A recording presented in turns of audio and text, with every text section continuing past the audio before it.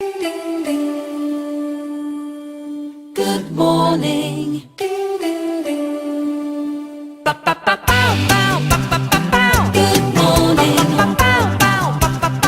Good morning.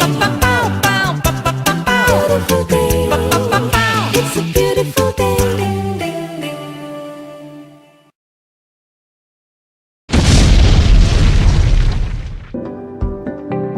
Good morning, children.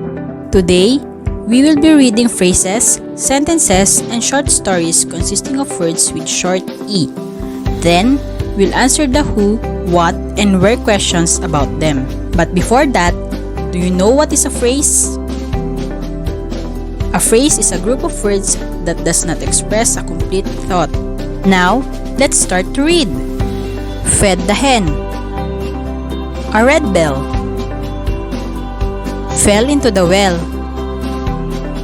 Pen on the bed. A wet net. What are the words with short E sound in the phrases?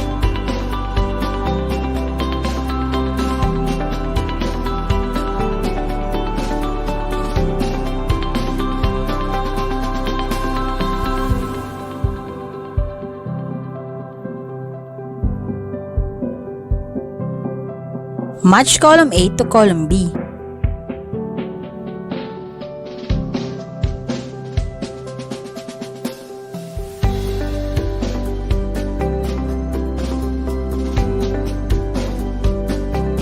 Do you know what is a sentence?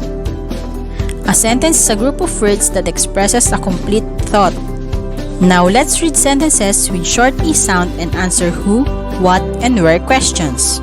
Who is used when asking about a person? Who has a net?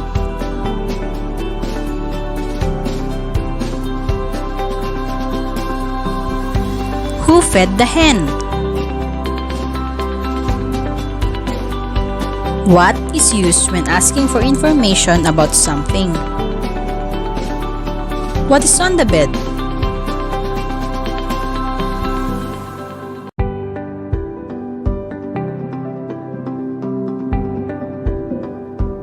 What is wet?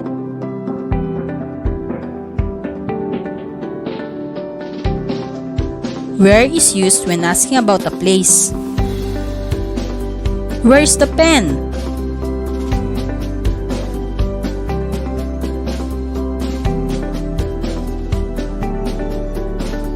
Where are the men? Now let's read the story and answer the succeeding questions.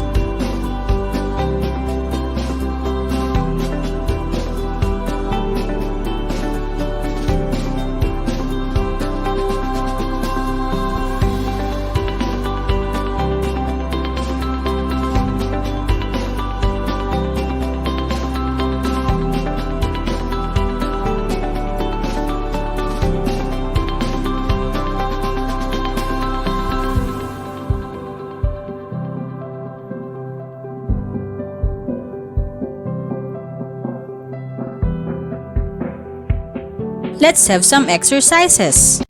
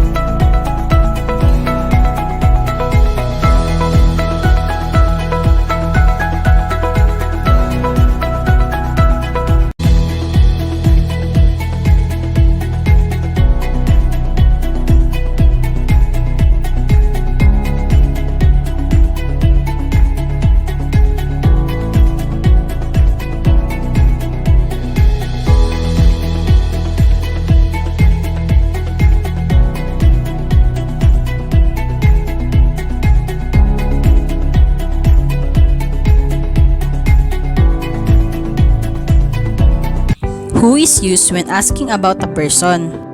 What is used when asking for information about something? Where is used when asking about a place? To further understand our lesson, let's answer the activities.